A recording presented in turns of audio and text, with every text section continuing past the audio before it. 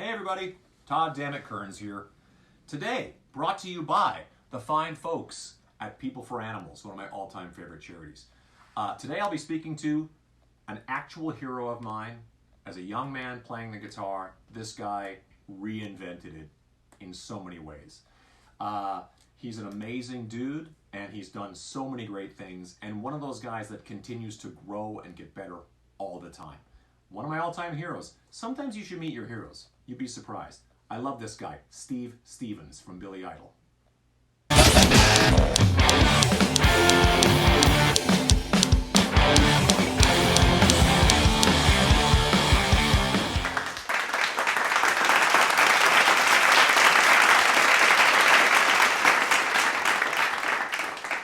And then we're on. Okay, great. How are you? I'm good. I sent a text to Steve Lukather today, and I said, the world feels a little different today without Ed in it. And doesn't it though? Yeah. I mean, I hadn't. The last time I saw him was we were in Australia, and we were on a Kings of Chaos show, Sure. and he was healthy then. And, Roth had come back in the band. And Right. But, I have such amazing memories with that guy, I can't imagine. Yeah. I mean, so when you saw him in Australia, was Van Halen down there? What's that? Say? Was Van Halen down there in Australia? when you were there? I They see. were headlining. It was Kings see. of Chaos. Actually, no, Aerosmith headlined. Kings of Chaos, Van Halen, and Aerosmith. Oh, one of those. That's great. I mean, yeah. I mean, well, you spent a number of occasions rocking with him. I can't imagine. That must have been a blast. Yeah, and a lot of personal time. Yeah. A lot of the first time I met him, I was invited to play at the NAMM show with him. And I don't know why he invited me, but I was happy to tag along, basically, And it was Tim Bogart on bass. So Wow. we did some Beck Bogart and Absy things, and but right before we were about to go on. This was soon after Ed's dad passed away, and Okay. this was the his first gig in front of an audience since his dad passed away, and he got really emotional right before. And I had Really? only met him the night before, at the rehearsal. Sure. And I realized this is a guy who is very open with his. He doesn't hold back, Right. and he was always. He was always very. His emotions were on his sleeve, Sure. and really, great. Just every time I was with him was fun. We I had bet. fun. Yeah. It's interesting because I have this conversation a lot as a guy who grew up loving rock and roll. A lot of punk rock, a lot of that kind of stuff, where a lot of the guitar stuff that guys like Eddie and yourself, we always loved, what Ed was doing, but I don't necessarily kind of think I went immediately down that shredder heavy metal kind of guitar thing. Right. But I do, in retrospect, and I've always felt this way, that Ed had all that. He had all the technique. He had all the stuff. But what he was saying was being said with such depth and heart and spirit that it sort of almost negates how technical it was. You know what I mean? And the fact that the look on his face was sort of like, can you believe this is happening? Yeah. Right. Yeah. It was nuts. I mean, you sort of occupy, to me, a very interesting space too, because I thought about this because we were going to talk, and then all of a sudden Ed passing away sort of. Sure. You've been on my mind, and he's been on my mind. I think that you occupy a very interesting space in that world as well, because you are a very technical guitar player. At least the guys like me who are going, "What the hell is he playing?" To the point that I think that even things like "Ain't Talking About Love," Right. by Van Halen, or Rebel Yell in your world, some of the ones that are kind of more like, you'll see bar bands play those songs back to back. So if gigs were happening, there'd be some band right now playing those songs. Right. But there's so much more going on in those songs, and I've seen a million bands play, and there's so much more going on in what you would call sort of more the the dumbed down or simplified versions of what an Eddie Van Halen can do. There's like a phaser pedal that goes on just for like a sure. And you're like but the same can be said for yourself in that I've seen a million people play Rebel Yell. I've never once seen anybody do it right, and I've seen you do it a million times. Yeah, right. Yeah. That intro part, I always see two guys do it. That whole thing is to watch you do it is a staggering thing, and that's. Thanks. But that's I think the thing that what I always loved about Van Halen, I think his rhythm guitar playing was the thing. I remember for a while I was signed to Warner Brothers, and Ted Templeman signed me. And one night we went out and Ted was a real musician. I mean, these were the days when head of A&R guys knew how to make records. Yeah, right. Yeah. So we went out to dinner, and we went back to Warner Brothers afterwards. Now this is, there's one guy sitting at the desk, and Ted has the keys. It's like, let's go. We'll just go up to my office and listen to records.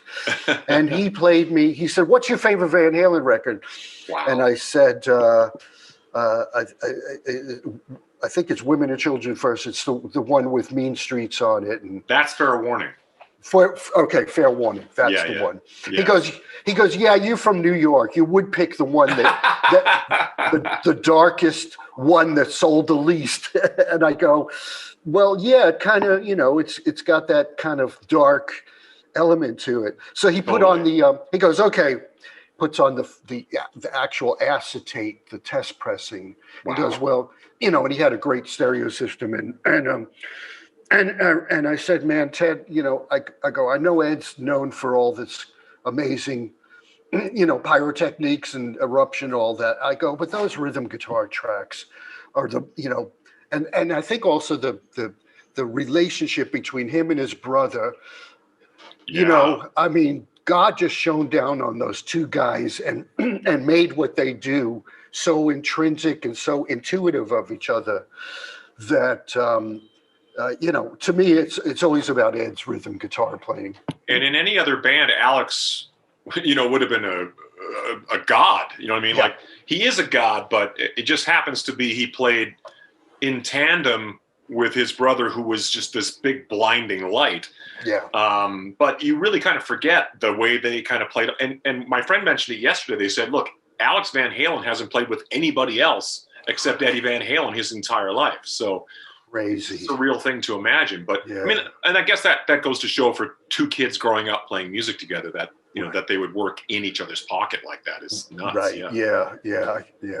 But bringing up the New York thing, this is always an interesting thing to me. And you're one of those guys that I just go, Dan, you've had both those experiences. Because I grew up in small town Canada, freezing cold, nowhere. And I always kind of go like, so anytime I have a friend from New York, I just feel like, exhausting them with questions about like, what was it like growing up in, but I always kind of land on the idea that, well, it was New York. You grew up in Brooklyn, right? Rockaway. I was born in Brooklyn, and we moved out to Rockaway, and all my friends surfed. Everybody, it was in the summer. Rockaway, and we had amusement parks there, and but that was the impetus for guitar, because everyone brought their acoustic guitars to the beach. Sure. And at the time I picked it up, there was a famous protest singer from my neighborhood named Phil Oakes. And his sister was my first guitar teacher. No way. And all of the, I wanted to play guitar because I have a brother 5 years older than me, and all his friends played guitar. I just wanted to hang out with my brother. So and they came over one day, one of his friends who played, and goes, he's making a hell of a racket, but it's in time. he's got rhythm. So, and this was just at the time when the kind of folk music explosion was happening. James Taylor, Joni Mitchell, right, Simon and Garfunkel. So, although I started really young, I didn't get an electric guitar until I was 13. Oh, was there? So I was like 8 years. It was like 4 years of acoustic playing, and then But in my neighborhood, literally on a Sunday, you could walk through the neighborhood, and if you just listened, you'd hear all these garage bands. Everybody had a garage band. That's so and cool. I just, walk around with my guitar and, just, hey, and I was a cocky little fucker, these bands, guys were older, and I'd be like, I'm better than him.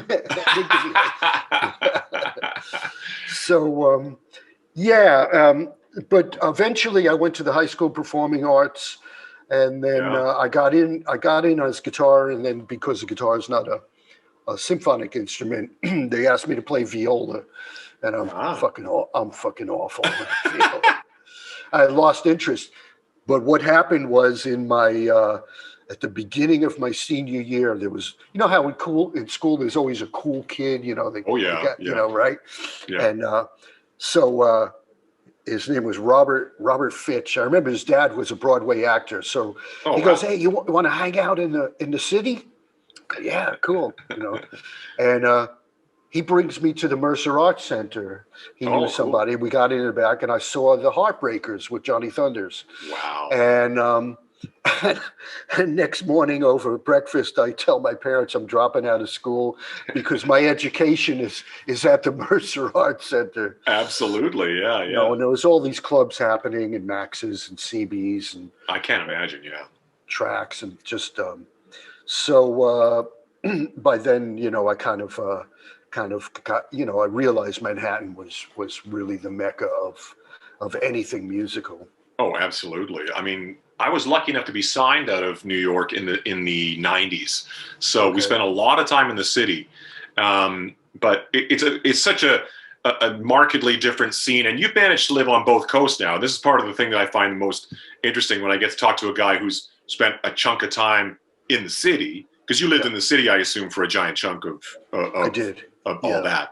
And then all of a sudden find yourself on the West Coast. So that's a whole other conversation. The difference between living in the city is the world's on fire. It's just the noises all day, all night. And then all of a sudden you find yourself in California, and it's sleepier, quieter, and it's a different vibe. And you understand the difference in the music that comes out of either of those cities in its own way.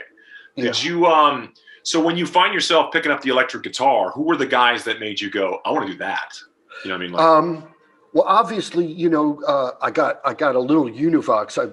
I think the whole package, guitar, an amp, and a little fuzz box cost under $200, if I remember. Wow. And so, of course, you start playing Satisfaction and all the things that you could make sound great. Totally, yeah. Just on a little shitty piece of gear. Yeah. So a lot of Stones, The Who, a lot of Who stuff. Also because I had this acoustic background, so things like pinball wizard you could play and you replicate them, because that was the key. You wanted to play stuff and to play them to your friends that sounded like the record. Sure, yeah. Wow, you sound just like so and so.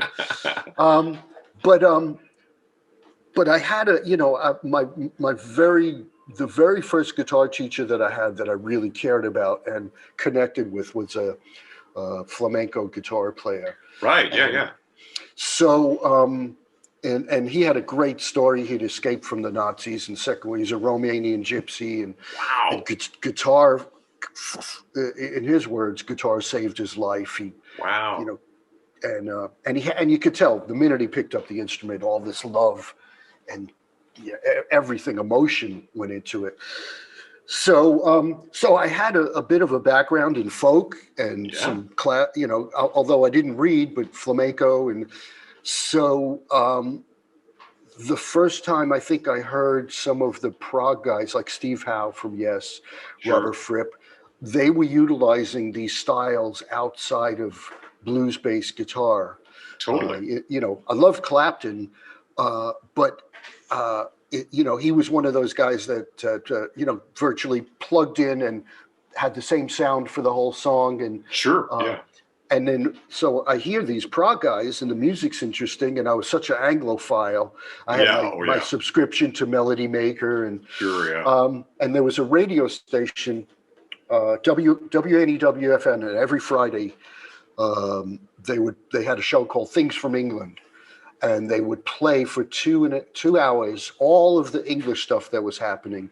Wow. And it didn't matter whether it was, prog or glam, or it was, this is like 72, 73. And you got Sweet and Slade, and then Yes, and some Genesis, and it's all this stuff. Yeah. And I just became like this. I would go and buy the imports and stuff. And so those were those kind of guitar players that were using elements other than just blues-based stuff. Well, that's why it's been so hard to pin you down when people talk about Steve Stevens. It's kind of like when someone says, like, if you're in the studio and they go, do kind of a Steve Stevens thing here, I'm kind of going, that's a pretty wide palette of colors you're talking about. But I understand that they generally mean more, sort of pyrotechnic stuff that you do. It's often experimental, noisy type, not noisy, but, effecty type stuff. And I think that, you kind of like, but I'm sort of like, but you're one of those guys, and I always think this about the Edge, who I think is amazing, and I think is fantastic in that world. I often think if his rig goes down, this show sounds entirely different than normally, you know what I mean? But I think in your case, you've never sort of relied upon all these things in some sort of crutch sense. It's always been, it's added to the thing and it's added to your ability. And I think that when you talk about, say, Robert Fripp or someone like that, I absolutely see Robert Fripp in you. And I actually, I do see Johnny Thunders in you in a style way that obviously Johnny was not Robert Fripp, but he had something else. You know what I mean? Yeah. I think that's always been the interesting thing about you is you've been able to kind of combine this technical ability, but you present it in this package that is like, well, your image or whatever is as definable and as your signature's playing. You know what I mean? I think that's quite an accomplishment. I mean, well, thanks. I mean, it's I always thought from the moment I met Billy, it was really apparent that, he had moved to New York. He had done 3 records with Generation X. Was looking for a new band. He had Keith Forsey, his producer, who was from the dance thing, had done Donna Summer's records and all this. So you had these 3 guys who had specialties, we were like, and Billy was the punk. And also, when I met Billy, we didn't really talk that much about punk rock. It was more, because he had moved to New York, to America, he was such a fan of like American rock, Creedence and the Doors, Johnny, early rockabilly stuff like Johnny Burnett and Chuck Berry, all the real roots rock stuff. So you had that foundation, and he was very good at. And I said to Billy, I said, "Look, man, I have the technical ability to hopefully." Execute any idea that you can think of. And I said, wouldn't it be better to have somebody like that you could narrow it down, and which is what we did, to its essence, rather than a guy you always have to push, who's only going to give you what you ask for.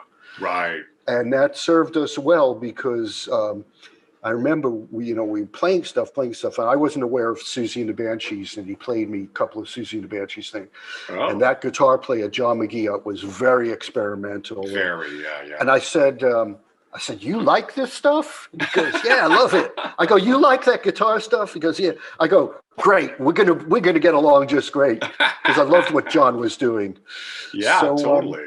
So it was just a matter of putting all these elements. We all kind of came at it with our specialty.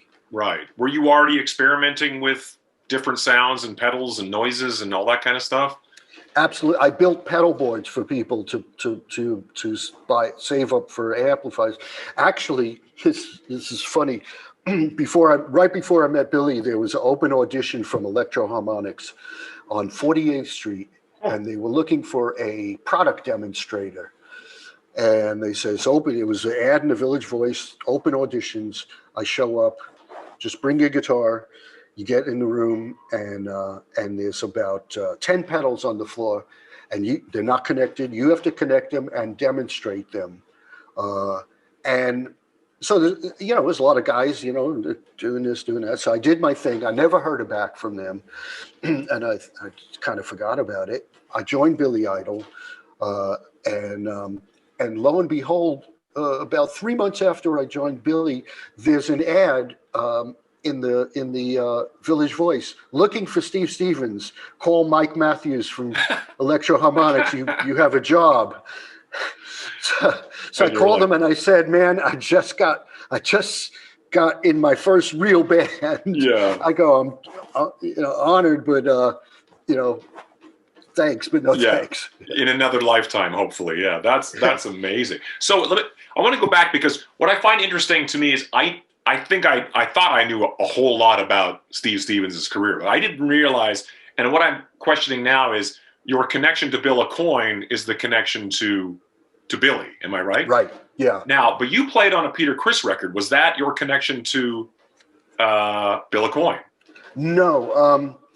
So before I was with Idol, I joined a band in New York there was these guys were from Clarksville, Tennessee, bunch of Army brats, and there was about 15 of them, including the roadies and all this, and they were living in the music building on 30th Street in Manhattan, and I joined the band, and I was in a cover band before that played Long Island with Twisted Sister and all that. Yeah, so I brought along my singer, and we joined this band, and eventually, so we're living in this music building, and man, I mean, there was Johnny Thunders lived in the building at the time. Oh wow! The Dead Boys rehearsed right below us. Oh wow! They wouldn't crank up till about 2 a.m. It was. Oh my God!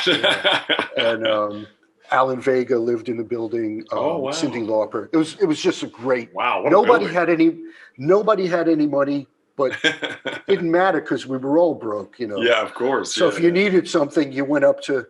Hey, you got a guitar cable or whatever, Sure, it was pretty good community. Yeah. So we eventually got signed to Island Records, and we went down to Compass Point. Our producer was Jimmy Miller from the Rolling Stones. Oh, wow. Okay. Did all those records. And, yeah.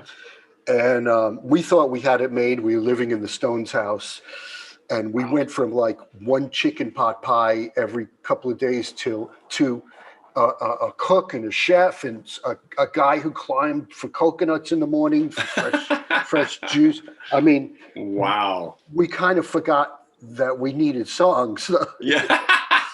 We had all the other stuff, and we had all that. We had Quaaludes too. So. Oh, there you go. Yeah, that's all the food groups are covered. Yeah.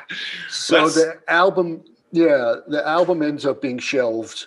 We get back to New York. They're not going to release it. Jimmy's in the throes of an addiction. It's just a mess. And somehow we got in touch with Aucoin management. And there was a guy, actually, the Aucoin, Bill's partner, a guy named Rick Aliberti, came to see us in the loft. And he said, I think, you're a great band. You made a shit record, but you're a good band. Right. And we started to, do showcases, and Bill got involved in the band. And he called me into his office one day, and he said, look, we really believe in you, but we don't think that this is the band for you.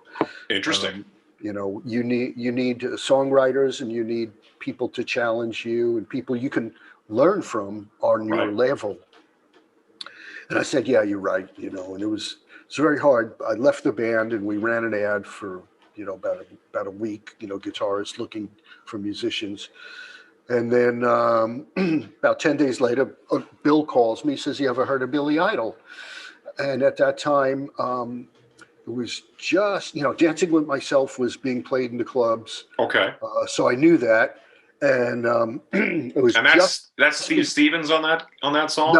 No, that's actually a Generation X. Oh, Right. Yeah. I meant Steve Jones when I said Steve. It is Steve Jones. Okay. Yeah. That's right. Because a lot of people assume that's you, and I go, I think that's Steve Jones. It's an old Gen X song, actually. That was on the third Gen X record. But that was already, that was already a tune that was being played, and this was just before Billy released the EP with Moni Moni on it. And, right. So I went up to the office and we met, and I remember him being kind of nervous because this is soon after John Lennon was assassinated. Sure. And Billy's thinking, what the hell kind of city am I living? What did I get myself into? Yeah. And I said, no, that's an isolated thing. As long as you kind of keep your wits about you. But we just started meeting up as friends, because obviously I wasn't a punk rock guitar player, so we had to find common ground. And sure, as it was things like Lou Reed, Coney Island Baby, and stuff that I knew how to play. Yeah. And then when we hit on the kind of English glam thing, all that kind of pop guitar playing. I think that's what he was looking for. Sure. To take the energy of punk rock and the aggression of it, and kind of combine the dance element. So eventually we just got this dialogue going, and also I knew every musician in New York, so right. I said, look, I'll help you put a band together, and when it comes time for guitar, I hope you consider me. And right. And just happened that way. Well, the combination between yourself, Billy, obviously, and Keith Forsey, I mean, what a lethal combination, because those records are, to this day, when they crank them up in clubs, you're like, this sounds amazing. And it doesn't sound like when they play a lot of stuff from back then, to me, it doesn't sound dated at all. I think that's the thing, because of your futuristic approach to the guitar still sounds futuristic. You know what I mean? I think where a lot of guys were considering, like, what's the cool guitar sound right now, or what's the cool thing to do right now? You were kind of like doing something that you were kind of like trying to create your own thing, and you managed to do that very thing. Yeah, and the other, I think, element why it still holds up is, Keith was adamant. We were cutting to a click track back then because Billy was doing dance remixes and things, so you needed stuff on a grid. And also every song pretty much that we would cut, we'd always have like 32 bars in the middle that we didn't quite know what we were going to do with. But we knew we could give it to the dance remix guys to have elements that they could, I'll pull the drums out here and make an edit and do. Sure, yeah. So, and I think that came from Billy's love of reggae. Right. Because they were doing all these dubbed up effects and stuff. So that was, the rhythm part of it is tighter than most of the 80s rock records. Right. With the exception of maybe Def Leppard, who were also kind of very, doing the same thing as far as the drums go. But and I remember, Keith was, when it came time to master the records, he turned down every mastering because there wasn't enough bottom end on it. And they'd say, the grooves, needle's going to jump the grooves. And he goes, you put enough on there, I'll play it. If it jumps the grooves, then we'll redo it. But we really wanted to push the envelope as far as bottom end on those records. I love that he had that kind of, I love that that's a consideration by today's standards. No, the needle will physically jump off of the record if it's too bottom endy. Yeah, and you had to sequence your record because the grooves got narrow as it got to the middle. Right. So your loudest songs and heaviest had to start at the beginning, hence Rebel Yell, the opening track. Of course. And then if you notice on Rebel Yell, the very last track is Dead Next Door, which is just vocals and echo guitar, because we were afraid of the needle jumping out. Oh, wow. See, it's so funny to us, those of us who've lived with the records, you just assume that there's not a conceptual or narrative kind of going on, but you assume that this, the songs have but you're like, the actual physicality of knowing that no, it has to be this way. It's such a surreal thing to imagine. I know. Yeah, mastering was, it's still important, but back then it was an art form. Yeah, it really was. It really was. And we tried to push the envelope So at what point does, I mean, I assume Billy Idol comes over. I assume there's a deal in place and he's, or however this is working. But it's kind of like you being the guitar player is kind of like, I mean, I guess any number of ways it could have went somewhere else and it could have been somebody else. And I can't imagine what that would be. But the fact that it went like, this is the solo artist and you're the guitar player who becomes the fold, where you're suddenly like, all the photos are like Plant and Page and, you know, Steven Tyler and Joe Perry and Eddie Van Halen and David Lee Roth. And it's like you and Billy are as sort of like, you're as visible in many ways as he ever is as well. So was that something that he kind of thought, we got to put Steve in the spotlight as well? I really have to thank Bill Aucoin for that, because he really, you know, Bill was a band manager with Kiss. Yes, of course. Yeah. And he understood the personalities. And I think, you know, he really pushed for me to be on the back cover of the Rebel Yell record. Yeah. And, but, you know, it was, the thing for me was, you know, I needed somebody with a direction and an identifiable mission. And that was what I couldn't find in all these other bands that I was in, or, you know, and with Billy, he knew exactly what he wanted to do. He was extremely driven, had an image, and it was very easy for me to look at the whole thing and go, what should this sound like? How do I best propel the songs forward and help tell the story? Totally. And I think that's something that a lot of guitar players kind of forget about. They don't even listen to the other cats, you know. That's why I've always loved about Slash, because he is a band guy, you know. Yeah, and his guitar playing, I think, because he also, you know, grew up with the Led Zeppelin and the whole thing, and the, you know, and we're band guys. We love accompanying the singers and the, you know, absolutely. That's the fun of it, not just getting up there and my guitar solo, you know. Yeah, exactly. It's not about that. No, even Eddie Van Halen knew to be the guitar player in Van Halen was the mission, not just to stand there and play solos by himself. Oh, he was a song guy for sure. Absolutely, yeah. So I have to go back and talk about this Peter Criss thing, because this is something that was just put to me yesterday. That, do you know Steve played on a Peter Criss record? And I go, what? Yeah. I go, so what does that entail? Are you in the studio with Peter? Do you just are you more like a session guy? Or, I mean, obviously it's a session, yeah. The song that he cut was one of the songs on my ill-fated band's record that wasn't released. That's what it was. A ballad that I had written, and his producer contacted me, said, you know, would you be okay with Peter covering your song? And I said, no problem, but let me play the solo on it. So that was my very first record that I'm on, you know, actually released. That must have been exciting as a young guy. You're going to play a song you wrote. You get to play on a major label record. Yeah, That's it was so cool. Yeah, it was cool, and you know, there's like A-level musicians on that record as well. I think Lukather's on it. And is he? Wow. Yeah. So, but it was done in the city, though, I assume, in New York. It was done in New York. Okay. Yeah. Do you know where? I know that's a difficult question. Any city, anytime, especially back then, you're like any number of studios. Yeah. All those studios are gone now, Todd. Of course. It's hard to remember. Of course. It's really hard to remember. But it was the first time. Here's the crazy thing. Here's how fanatical Kiss fans are. Oh yeah. There was a guy, and I think his name was Vinny. He was a super fan, big heavy set guy. And he's like a Kiss fanatic. Well, he was waiting downstairs when I arrived and knew who I was. Wow. Now this is I had just joined Billy Idol, but I wasn't anybody known or anything.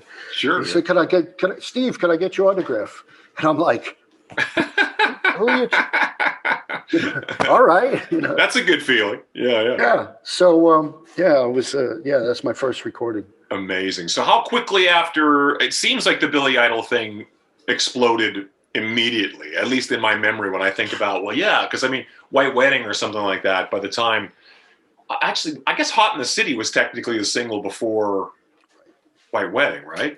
Yeah, Which I always think in my memory is a very interesting choice to lead before because White Wedding is just so like obvious that is, you know. Well, that was part of the EP, Hot in the City, before I joined. But although the album with the debut album eventually went gold, it only went gold after Rebel Yell was released. And so back, you know, people went back and bought it. That first tour that we did was fucking brutal. I mean, really? As if, you know, you got to pay your dues, and you know that one was, you know, van tour playing. I'll remember to this day, we played a place called the Devil House in Tempe, Arizona, and it was about 120 degrees on stage. Oh, no. This is 1982, and there's still like hardcore punks there spitting on you. Oh, sure. Gobbing, you know. Yeah, sure. Yeah. And I, you know, I said to Billy, "What the fuck is with this spitting?" He goes, "Oh, it's gobbing." And I go, It ain't spitting on me, bro. It's not, you know, and that tour was really tough, and it was, you know, you had to really love that 2 hours on stage. Better have been worth it because the rest of it sucked. Oh, I can't imagine. Yeah, it's not hard enough to go and play shows to just straight indifference, to be actually facing like, you know, spitting or throwing things. It's like, no, thank you. Yeah. How quickly did Rebel Yell come out? Because in my memory, it just feels like a 1-2 punch. Like it kind of feels like, you know, when you talk about Blizzard of Oz, like Blizzard of Oz and Diary, I think were recorded very close to each other. So when it was just kind of boom, boom. That's the way it feels when I talk about the first two Billy Idol records that way. It feels like Rebel Yell was just like the, you know, of course that's the memory of a teenager, but because when Rebel Yell came out, it was exploded. Like it seemed like that was a definable moment for sure. It was about a year in between the two. Oh, it was? Okay, wow. Yeah, we went out and toured.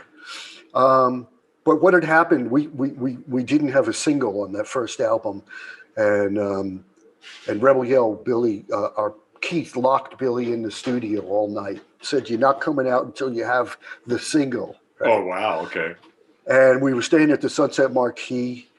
And about 9 a.m., I get a knock on the door, and Billy walks in, and a bottle of tequila and a ghetto blaster cassette, puts it in. He goes, "I think I got it." And he played me his demo of White Wedding. And so we knew that was the last thing we had done. So that we knew the next record, that was the start, that was the jump off point, that quality and that sound and that energy was the blueprint. Wow, that's the Billy Idol thing. How realized is his demo? Like, how realized is the? It's all there. It's really all there. Okay. Wow. Yeah, it's all there. Oh, really? Okay. Wow. I always assumed that was 100% Steve Stevens there. I changed a little bit of da da da da da da da da da da. Sure. Yeah. I resolved it, but you know. It was very clear he wanted that Sergio Leone spaghetti western thing. Sure. It was a very basic demo, but lyrically it was all there. It was there. You know? Yeah, I bet I could see that. Yeah. All we had to do was not fuck it up. Right. Yeah. And Rebel Yell kind of feels like a sister song of that one in a way. Like it's like White Wedding on steroids or something to me. You don't know how many times we've started Rebel Yell and he's started the lyrics of White Wedding. Really? They're both in B. Yeah, of course. Yeah, same key. Both in B. You know. But yeah, that was so. Rebel Yell was the big jumping point. Yeah, was the how one. Quickly? Sorry to cut you off, but how quickly do you already have? Because it seems like by this point you've already got the Hamer Steve Stevens 1 guitar. By this point, am I right? Or was it? Yeah, because in the video, I think you're. No, are you playing a Steve Stevens 1 in that video? I think I'm playing a Kramer in that. Oh, okay, yeah. Anyway, so. It just seems like it kind of like you came out of nowhere. You've got your signature guitar, and we're all like, "Who is this guy?" It's like he's changing the game. Yeah. I actually had the Hamer guitar endorsement before Billy because Oh, really? Okay. Paul Stanley got me an endorsement when I was in the band previous. Oh, wow. Because we were the Coin band, so he had come to see us and That's so cool. helped me. Yeah, it got me. I actually have that first guitar still. No way, really? Wow. Yeah. I always thought those guitars, I still think that both versions, the one and the two, I always think are still, again, as crazy as the 80s can be when you look back and you see some pretty outside. Yesterday, a friend sent me a reverb thing of a Gibson shredder guitar, like a Strat-shaped Explorer headstock Gibson, and I go, dude, I totally forgot about this. But it was a time where people were doing radical stuff. All the classic guitars were vanishing, and it was. But I still think that the guitars you designed are still really classic. Of course, you've got, they both came with like Floyd Roses, I believe, back in those days. So on the new guitar, I don't mean to jump around so much, but is there a reason why your the Nags, the new company that you work with, don't have bars? There is. I have two models, and so there is one that has. Oh, there is. Okay, so I must be missing the one. Yeah, I just my playing style. I mean, is on the first record. It's all Les Paul on that first. Oh, it record. is. Okay, wow. Yeah, on Rebel Yell, it was I just wanted a toy with having a bar on it, so I was still living in my parents' basement. Oh, wow. In Queens. They had moved to Kew Gardens, and I went to the Sam Ash on Queens Boulevard, and I bought a Kramer Pacer. I think I paid $650 for it just to have one with a Floyd on it. Yeah. And that's the guitar on the whole Rebel Yell record. Oh, wow. There you go. Yeah, yeah. So, so from that point on, I became enamored with the Floyd Rose. Of course, yeah, because it was the times. But you were also doing innovative things with that. You weren't just doing the standard stuff, and that's why I think like seeing that crazy Roland guitar in Flesh for Fantasy and all that to me, because everything just seemed like you guys were from the future, but sort of in like a convincing way, as opposed to like in a comedic way. It just seemed like the presentation of the act and the instruments and everything just seemed like you had, and the sounds you were making were so like no one else was doing that. Like I don't think anybody else could have done that at the time. Well, I'd say also that a catalyst for Rebel Yell was we were given lockout at Electric Lady Studios, and that's, when I was a kid, there was a movie theater next to that, and I used to go to the all-night movies to see the Hendrix movie and the Kids Are All Right, the Who. Yeah. So I dreamed as a kid to be able to go into that studio. So here I am, and I've got, an incredible engineer there, Dave Whitman, who had done everything from Houses of the Holy to Mahavishnu Orchestra. Wow. So I could talk to Dave on guitar level. He did all the Kiss records, and and we could, and there was never a time, I will say, between him and Keith Forsey, there's never a time where I said, let me try this, and they'd say, well, we don't have time, or, they indulged everything, or they'd go to, Keith would go to dinner. I'll come back and see what you got, That's amazing. So a lot of this stuff is straight up experimental, like you're totally experimental. Absolutely. That's so impressive because, as you know, studio time is actually quite in Nashville. It'd be like, no time. You just, your parts are done, go. But at least you kind of lived in an environment that was sort of nurturing that kind of idea of like, if you got something crazy to do, let's do it. Let's see what we can do.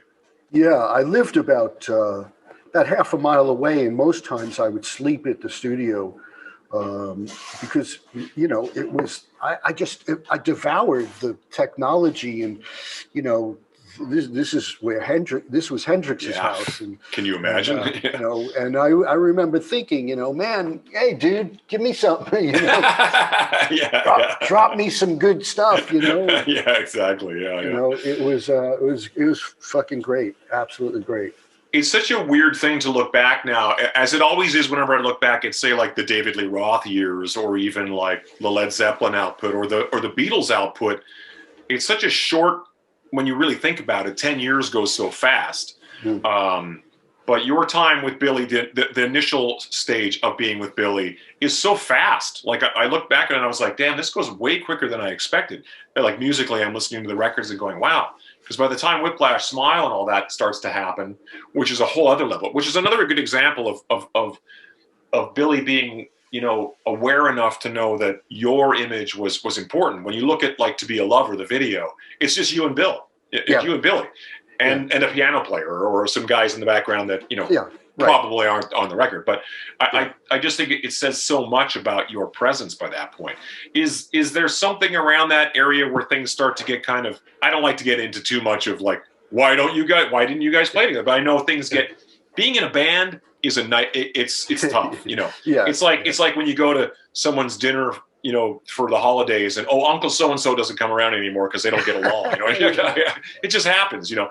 But by that point are you starting to think like, what about doing my own thing? What about doing, you know, pushing myself as an artist, as we say? Well, one of the things that happened with, well, a couple of things, but one of the things that happened with Whiplash Smile was we were out on the road to support Rebel Yell with a kick-ass band, Tommy Price on drums and Steve Webster on bass, and Judy Dozier, our keyboard player, was no slouch. I mean, not at all. She played on Rebel Yell. That's her, and she was awesome, man. Yeah, and looked cool too. Yeah, and she could hang. She could hang with the guys, you know. That's awesome. And she knew how to keep them at a distance. You know, she you know, she was one of the band. She was one of the guys, really. Absolutely. Yeah. So we went in, and the decision was made that we weren't going to use a live band on Whiplash Smile. And okay, all right, let's try this. Let's see. Had you guys not experimented with the drum machine thing a bit in the past at that point, or it was always for songs that were obvious for the drum machine. Sure, yeah. Eyes Without a Face, Flesh for Fantasy. You know, you wanted that perfection. Totally. And it has a specific sound too. Yeah. So, and also rock guitar, you know, there's no ambient instruments. If the drum machine, there's no ambience on the kit. There's no real bass for my guitar to get married to. Right. And all my heavy guitar stuff was really hard to fit into the tracks. Really? And it's hard to marry heavy guitar with those elements. I could see that, yeah. Whereas with a drummer, if you're tracking and you go, you know, there's, you know, all these accents and things. And, totally, 100%. And you're also creating parts that are complementary to each other, and so I kind of lost interest, you know, and add in a fair amount of drugs and alcohol. Yeah. And that ain't going to help communication. It never does. It never does. And, you know, I always say, you know, looking back, you know, I could have done the solo thing and stayed with Billy at the time, but there was just, you know, record companies started coming towards me and offering a lot of money to do a solo thing. Yeah. And, you know, and then there, you know, I'm sure there's a couple of them that probably, you know, said, oh, you don't need him, or that people are saying to him, he don't need me, or, you know, whatever. That's always the way it goes, yeah. Yeah, you know, and people that don't really have your best interests at heart. And, very few of them actually do sometimes. Yeah. They're thinking, Steve's got value. How can I make a buck off? You know, that's just the nature of the business. Yeah, exactly. And then Billy decided to move to California for the next record as well. So right. I wanted to stay in New York, and but we didn't have a blowout or anything. We just said, okay, I'm going to do my thing, and I wish you luck, and I'll see you down the road. You know, kind of thing. Which really enabled us when we did get back together again. We didn't have to make amends, and of course it was like, you know. And I wasn't in the band when he had his motorcycle accident, and I immediately called him and I said, "Do you need me to come out?" And when he had him and Perry, his girlfriend, had their first baby shower. Yeah, I flew out for that, even though I wasn't in the band anymore. So we maintain friendship, you know. That's important.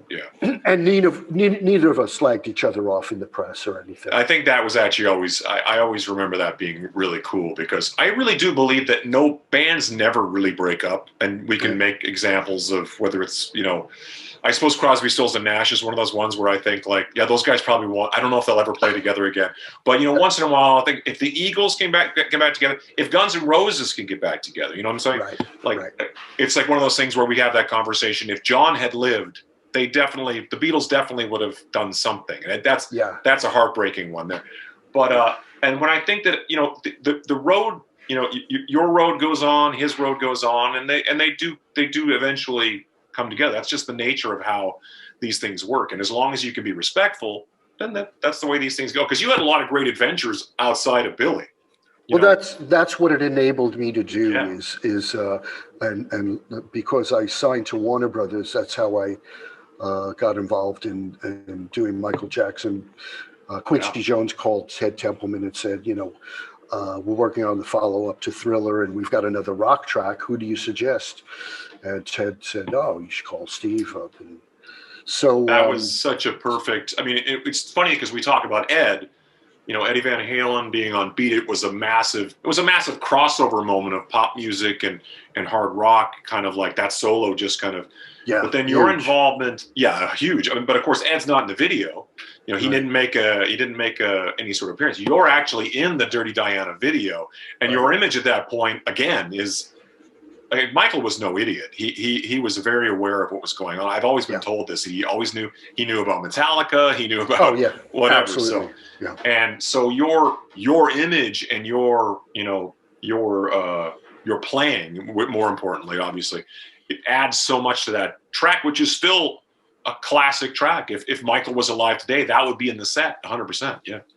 That must have been a big deal. Yeah, it was.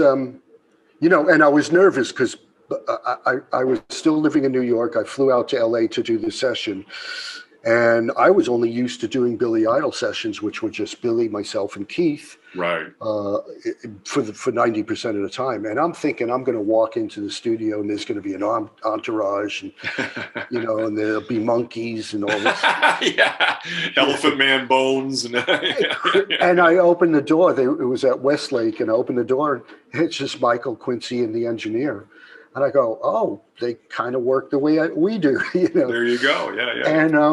And it was, you know, it was just. He knew, once again, you know, they knew what they wanted. And it's always, you know, let me take care of what you're hearing, and then let me do what I hear and see if you want to use it.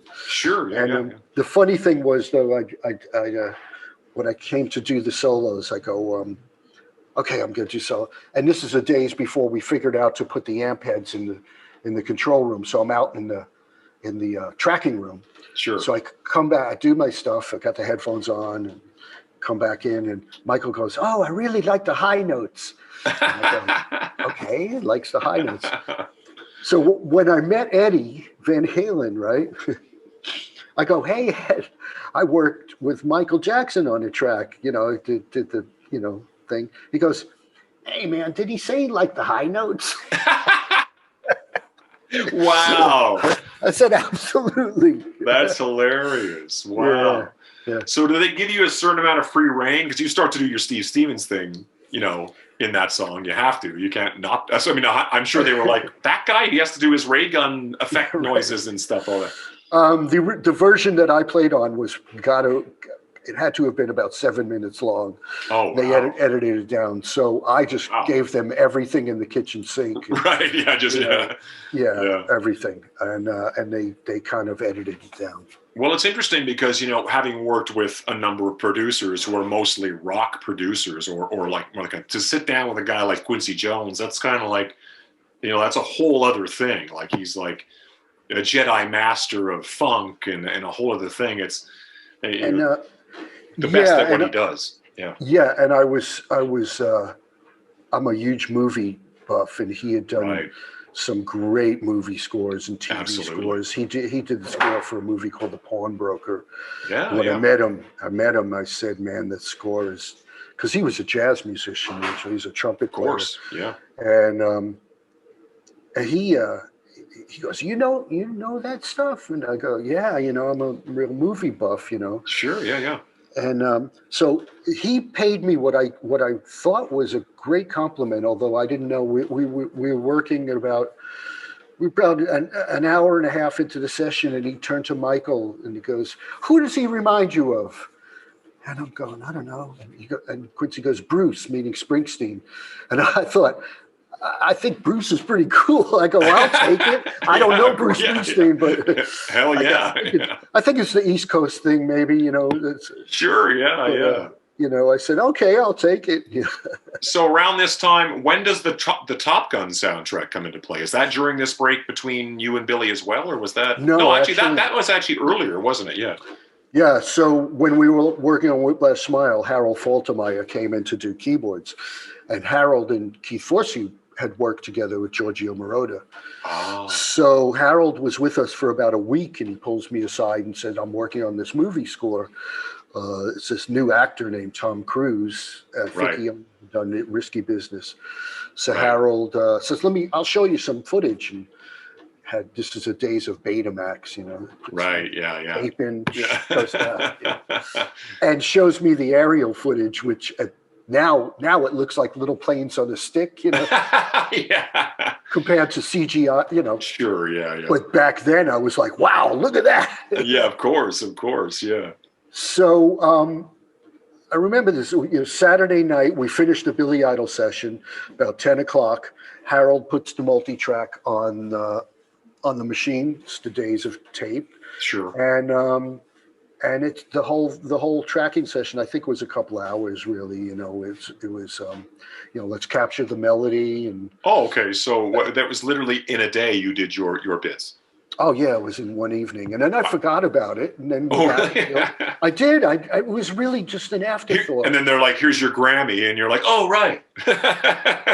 And Harold, calls me. I forget about it, and then I'm on the road to support Whiplash Smile, and Harold calls me and says, "Oh, will you be in New York such and such, the movie premiere?"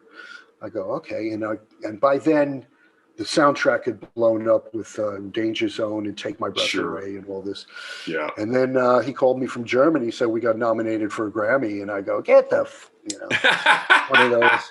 And Harold is if ever there was somebody who's the power of positive thinking, he is such an optimist and anything can be possible guy. Wow. He goes, "We're going to win that fucking thing." I said, "That's very nice." And the Grammys were being held in LA. I was still living in New York, but as luck would have it, Billy and I were performing on the Grammys that year. So I was there. Wow. And then I went with Harold in the afternoon. That's when they announced that award. And lo and behold, we won. And I just it's crazy. And all the other people in that category, best pop instrumental performance, were players. So you had Doc Severinsen from The Tonight Show. Sure, yeah. These were all like real musicians. And they look at me like, "Get the fuck out of here." Yeah. And I got the hair and the suit. Yeah. I got this blue glitter suit. And they're just like, That's so great. Well, you're no slouch, let's be honest. I mean, you've played with Terry Bozzio and Levins and those guys. I mean, you can hang. And I think that, I know we're jumping around, but that's kind of where in a lot of ways, when that gets announced, Terry Bozzio and all that kind of thing, I go, of course. It never makes me stop and go like, there's very few guys I can imagine who would just be able to sidestep into a gig like that, and then it'd be like, absolutely, I could totally see that, and that must have been a lot of fun for you. Yeah, I mean, it was the story I got from Terry was that his manager Pete ran that label Magna Carta, which was like a Prague. There were two sister labels, Shrapnel, which was the shreddy guitar thing, and then Magna Carta. So Terry contacted me, and the story he told me was that he sat down with them, and they came up with this idea to do an improvisational record in the studio, no pre-thought about it, with a bass player and a guitarist. Right. And they came up with a list, and the record company had the usual list of names like Vai and Satriani, and Terry wrote my name down, and they went, cool. Oh. But I think Terry recognized that although he is highly technical and everything, he understood, having Missing Persons, the idea of having melody and absolutely simplicity, and I think he saw the same in my approach as well. And I remember I flew out to, he was living in Austin, Texas, and I got a terrible cold. Oh no! One of the worst. And we never got to. We only got to play the last day. The rest of it, I was laid up in bed with his wife giving me chicken soup. But I got to spend time with Terry, the person, the guy, not the musician. Sure. And he's a very. He'll say stuff to you that, like, honest stuff about therapy and self-help and awareness, that he's a very open, no secrets kind of guy. Yeah. And I immediately liked him. Sure. Because he was sharing stuff with me, and it eventually made, when we did get together, because it could have been like three guys just crawling up their own butts playing a bunch of notes. Right. Yeah. And I think we all kind of listened to what each other was doing, Yeah. That's apparent when you listen to it. It doesn't sound, because I can get scared away by those kind of recordings very easily, because that's not up my alley. But I love that record. Me too. Yeah.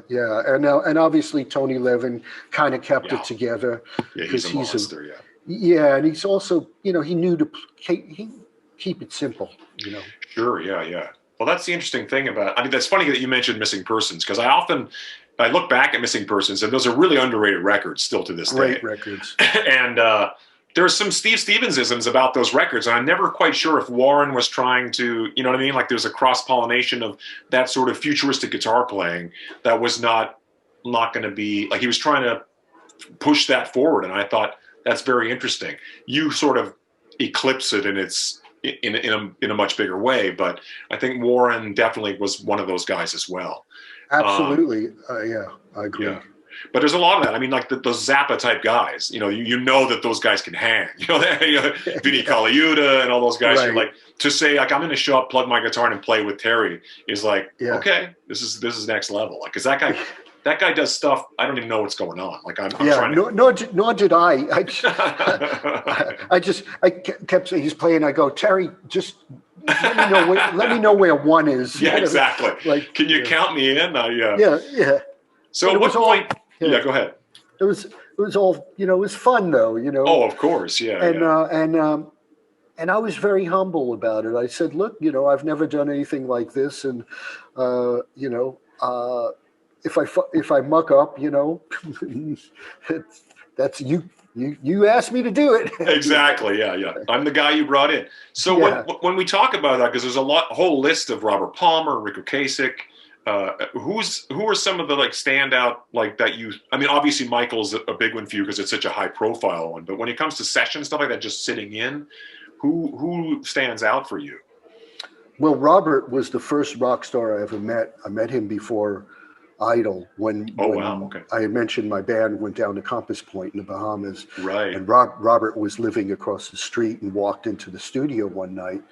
Did he always look like Robert Palmer? Was he always? Always. I love that about him. Yeah. And he walked into the studio holding a martini glass. It was like James Bond or something. Exactly. Perfectly tan. Yeah. And came in, he heard us, and he goes, "Oh, who's the guitarist?" And I said, "Oh, that's me." And he said, "I live across the street, and I'm working on some demos. Would you come over and help?" And all his demos at that time, he was really into this James Brown thing, this funk. Oh, cool. Element. So I was just kind of copying the James Brown thing. But we became friends, and when he would come into New York, I'd take him guitar shopping to 48th Street to, I think he bought a Hamer guitar, and so we stayed friends during that whole time. And then when he was recording Power Station in New York. Andy Taylor was the first English guitar player to sing my praises in the press. That's great. Yeah. So I was friends with the Duran guys, and we did shows together with Idol, and and so I maintained a friendship. But the Robert Palmer thing, what was cool about that, he was living in Milan, Italy. Oh, wow. So I flew to Italy, and Milan is the fashion capital of the world, right? Because of course he lived in Milan, Italy. I mean, yeah. So he takes me to buy a Versace suit. Oh, wow. Right?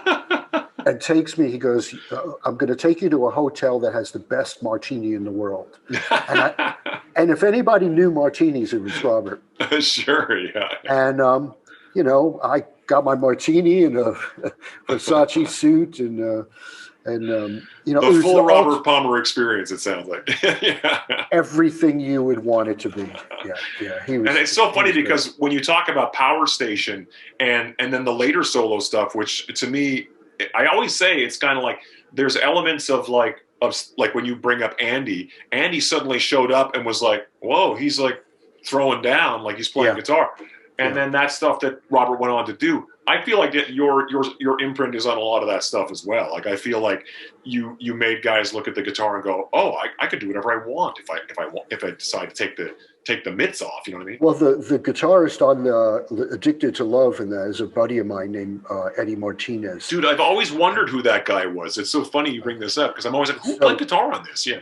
Right. So it's Eddie. He played on all the early Run DMC stuff like Rockbox. Cool. And he was a buddy of mine. And what was cool about New York at that time is a lot of guitar players were getting good gigs, and people, John Waite, guitarist, and my other buddy, John McCurry was playing in Cyndi Lauper. So all the guys that were good were working. Yeah. We're working. Yeah, and we were all friends, and we were pretty damn supportive. That's so awesome. Yeah. At what point, I don't want to drag you on into this because I'll be like, and then in 19, I'll be that guy. I'll be like Chris Farley. Remember that time? But it's like I'm so fascinated by this lost opportunity with Michael Monroe. I'm a massive Hanoi fan. I played with Michael. I did a whole run of shows filling in for Steve Conti, playing guitar. Conti's another guy that we both love you. But so I'm always fascinated because Michael Monroe, is like the biggest rock star on the planet that never quite had the opportunity to show everybody that, you know what I mean? Right. And he was and this would have been in his New York chapter where he was living out there, Stiv Bators, Little Steven, that whole hang. It must have been the coolest hang on the planet with you guys kind of, when you decided to put together Jerusalem Slim, which at the time was like, dude, this is going to be the coolest band. That's the best name, and the whole thing. And it just kind of didn't happen. So I always wondered what happened with that. Yeah, I think it was one of those things that really looked great on paper. Right. And during the time when I was hanging with Michael and we were writing, we got on like a house on fire. Yeah. And Sammy Yaffa is just the coolest and sweetest guy. They are. And I think it was partially the wrong producer because we had and nothing bad about Michael Wagner, but he was a hard rock producer. Right. Michael Wagner knew nothing about punk rock, certainly. Right. And he had just done Slave to the Grind, and I think Michael was looking, in hindsight, Michael was trying to protect a street element in the record that got lost. Right. And I'm probably guilty of it as well because I've got Michael Wagner and he's done, all these metal bands and stuff. And, and I'm going to put all this guitar on it. Sure. And I think Michael, and also this is just when Nirvana had become successful.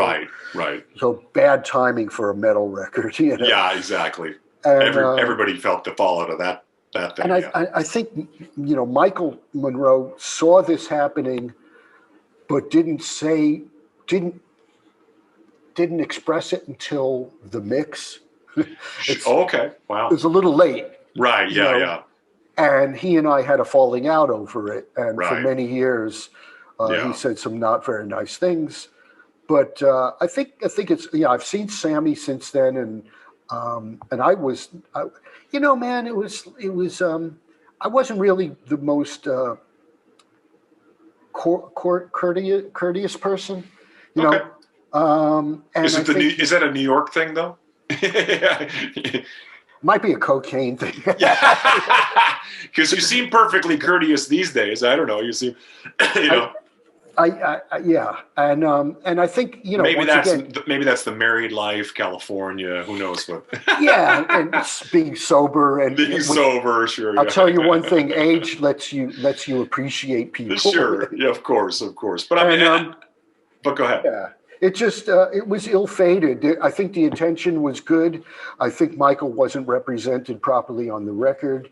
It was the wrong sounding record, and Well, we've all had those things that sort of died on the vine. You know what I mean? It's just sort of like it never got a chance to really shine. And I think Michael's doing great stuff. He's with Sammy now. They do stuff out of Finland. Exactly. And they do their thing. Exactly. Great But band. that guy is such a rock star, and he was a real deal. he is the real deal. Yeah. He's really is, and he's got such, once again, he is very similar to Idol in a lot of their influences, the Creedence thing and the real good rock and roll, the Little Richard stuff, and absolutely. So I have nothing but love for Michael. Michael's he's got to be like pushing 60, and he's still doing the splits, and it's like it's bananas. But so. Not to drag you out for too long, but I know you get back in with Billy and just annihilate. Like, I mean, you guys have been working steady for how long has it been that you've been back with Billy? Wow. Well, I've lived in Los Angeles 25 years. Damn. It's got to be 26 Was years. that sort of the impetus to bring you to the West Coast? Well, he called me to do a follow-up to Cyberpunk, and I came out, and Chrysalis Records, his label, had folded. Right. So we were writing over at his place, and when I came out to Los Angeles, I met Steve Jones, and he was sober. Yeah. And I said, "Wow, you're sober? If you could do it, I could do it." Yeah. And then I met Duff McKagan, and I started hanging with him, and I realized, was he sober by this point as well? He was. Yeah. And so and all these guys, had home studios and all, and you couldn't do that in New York. No. So I went from living in a residential hotel, and I hung, in LA, and then I decided to move here. Just little bits of furniture started arriving. And, exactly. Yeah. And then and Billy and I, we were kind of in between labels and this, and then we got the opportunity to do the VH1 Storytellers. That's right. And it was a way to look at our back catalog and maybe execute it a little bit differently. Yeah, and that I was great.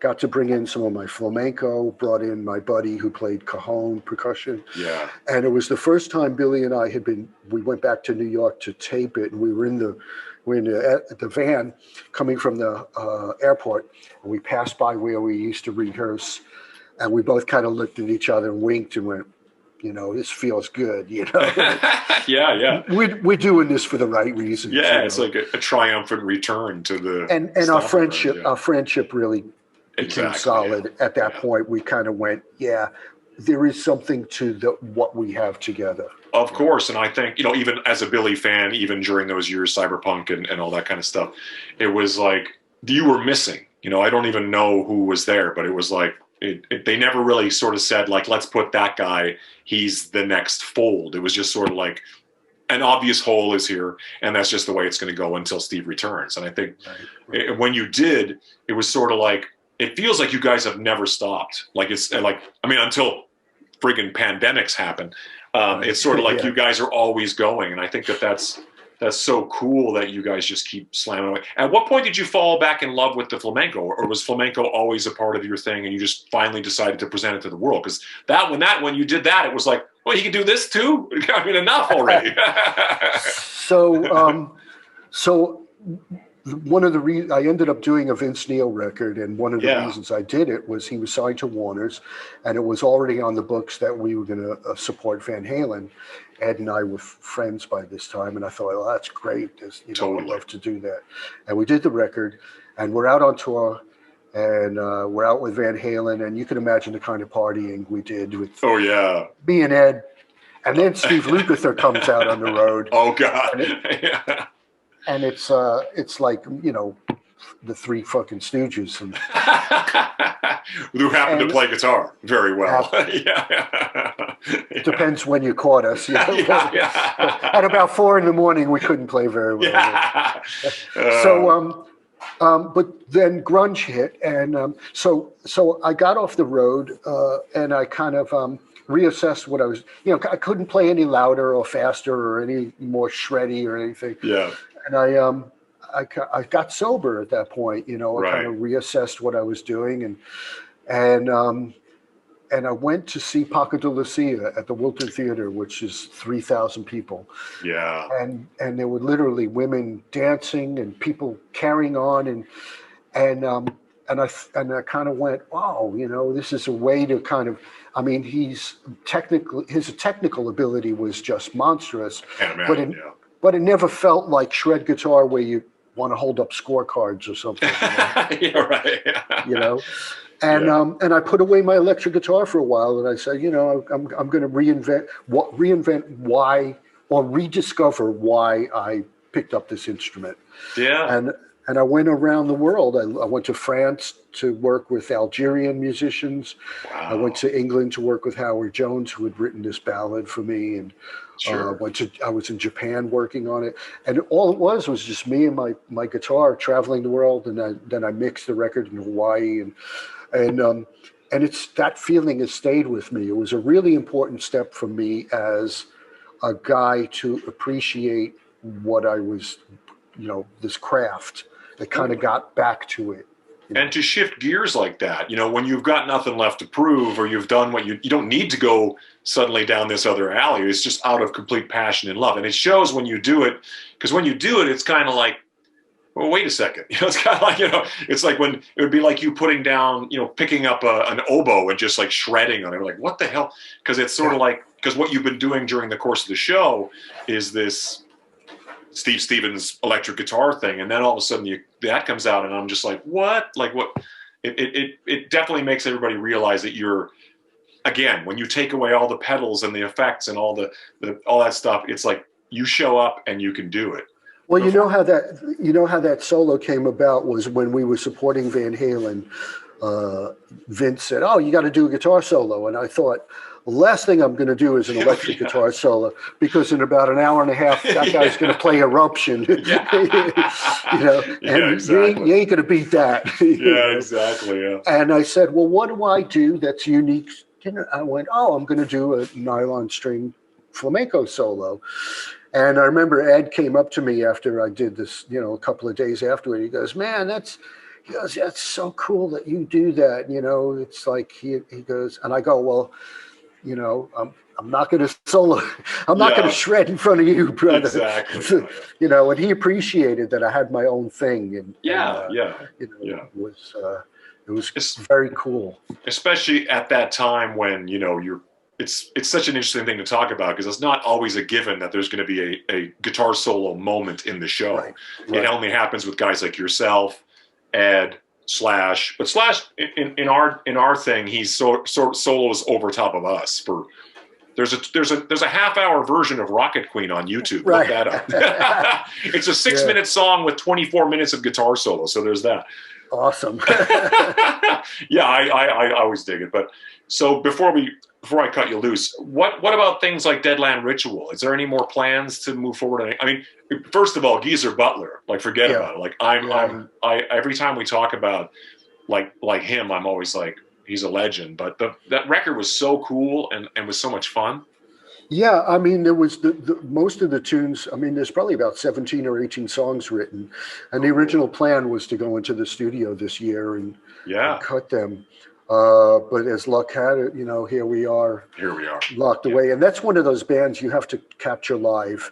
And you need a big studio, and you need engineers, and you need all these other people. And is that something you guys, I mean, is everybody in California, or is Geezer away, or? Yeah, we're all, well, Frankie lives in Vegas. Yeah. But Frankie's the best, by the way. I love that guy. Unbelievable. Yeah. And we we just kind of like it's there, and hopefully the time will present itself to capture it,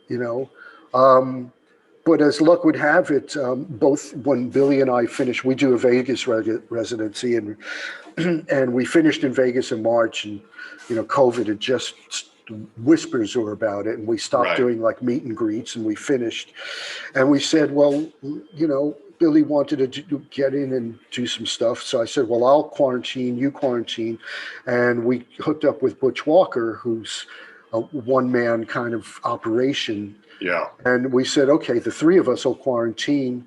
And then we went over to Butch's studio, and we recorded a bunch of tunes together, just Exciting. The three of us. Exciting. So I think that'll probably... is Butch writing as well? Yeah. Oh, yeah. Okay. Yeah, he's so talented. He's a monster, yeah. He really is. And, he's quite the guitar player. So for me and him, he kind of... He's a genuine Billy Idol and punk rock fan. Totally. So I think he knows what, this stuff sounds pretty damn cool, That's awesome. There's not a lot of keyboards. It's all guitar, Cool. So what? Yeah. So there, you foresee some new Idol stuff coming down the pipeline? I do. Yeah. Awesome. Well, that's so exciting. I cannot thank you enough for being here. Honestly, it's like I just started doing this during the pandemic, and I made a list of guys I'd love to talk to. You're at the top of the list, brother. Oh, awesome. I could do this. I could do this with you for 4 hours and still be like, remember that one time? Because I just always been such a fan of your playing, and I'm such a fan of the guitars that you've been involved in building. When we talk about before we started recording, we talked about amp modeling and stuff like that. Is that a world you kind of live in this day and age, or are you still kind of like on stage using analog amps and whatnot? I still am. Yeah, I still am. But here as my studio is a writing tool, so I want to get stuff done really quickly. Of course, yeah. We all do that, yeah. So I kind of adopted the fractal thing pretty early on, and that's what I use here. Yep. And they're a great company to work with, and totally. For me to mic up a cabinet here now, and a lot of times when you're writing, you'll go away from it and then say, oh, I want to change this or change the bridge, and with amp modeling and plugins, it's very easy to recapture the sound. Of course, yeah. So it makes it, for actual recording, I love real amps. That's where it's at for me. Yeah. But for this, as a writing studio, it's great. Absolutely. I mean, you've been around long enough that it's very difficult to transfer from like an actual live amp that's moving air to this new school thing. I understand it because I think for traveling purposes and whatnot, I see it working very well. But for those of us who've been around a while, it's a tough one to walk away from. But yeah. But I got to thank you so much, and hopefully we'll be able to cross paths when the world comes back to life. Absolutely. Yeah. If you guys ever get back out here, I've seen the Vegas residency a number of times. I know your keyboard player Paul very well. He's a wonderful guy. Yeah. And I'll be there. I'll be there doing whatever you're doing. And I got to mention how impressed I am with your singing. Oh, I didn't know that you sang, and there was a lot of people don't. And there was a couple of YouTube clips. I mean, you're a real singer. Oh, well, thank you. Yeah, and I was like, I played it for my wife. I go, listen to him sing.